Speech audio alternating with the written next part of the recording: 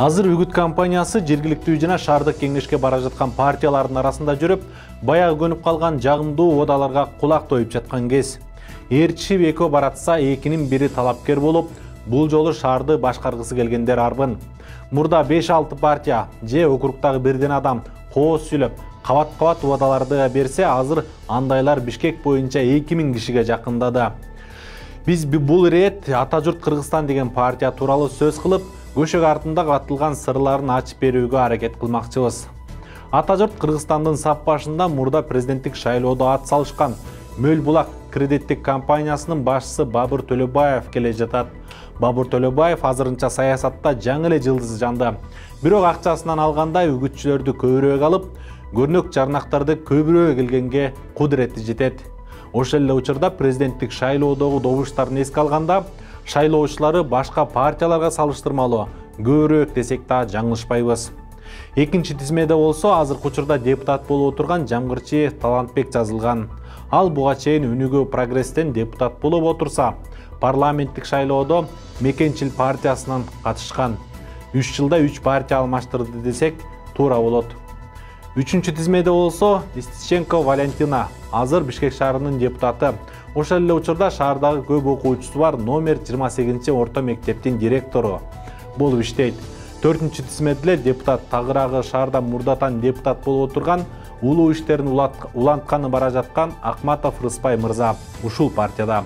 Өнүгүүнүн депутаттары бири ынтымакта, бири Ата журтта, дагы бири эмгекте жана башкасы башка партияларда кошулуп кетип жатышат. 5-чи тизмеде болсо Шейшеев Нурлан жеке ишкер катары бара жатат. Ал Борбордук шайлоо комиссиясынын сайтында шаардагы Нур Имарат курулуш компаниясынын директорунун орун басары катары көрсөтүлгөн. 6-чы тизмеде болсо Skystroy компаниясынын башчысы катары көрсөтүлгөн Рымбекова Элнура.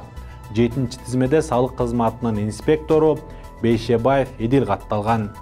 Дагы бир шаардын депутаты Үсөн Сыдыков аксакалдын небереси. Жогорку кеңештин мурдагы депутаты Бактыбек Сыдыковдун уулу Алымбек Бактыбеков да ушул партиядан аттанды. Атасы жаңы эле Манас аба майданынын башчылыгынан кеткенин эске албаганда, дал ошол Манас аба майданында бир канча бизнеси бар экени белгилүү. Ата журт Кыргызстан партиясынан шаардык кеңешке аттангандардын көбү мурда депутат болгондор. Мисалы буга чейин Кыргызстан партиясынан депутат болуп отурган Сурапбаев Таалайбек эми партиясын алмаштырып, бул жактын тизмесине 10-чу болуп илинген. Ал шаардагы кирпич заводдун башчысы. 11-чи тизмеде болсо учурда Жалал Абад шаарында депутат болуп, ал эми шаардын маселесин чечкени келген Бабаев Талантбек да жүрөт. 12-чи тизмеде Зияда Кадырбекова Суук Башат компаниясынын аткаруучу директору болуп катталса, дагы бир учурда шаардык кеңеште депутат болуп, Акылбеков Асылбек 13-чи тизмеде бара жатат.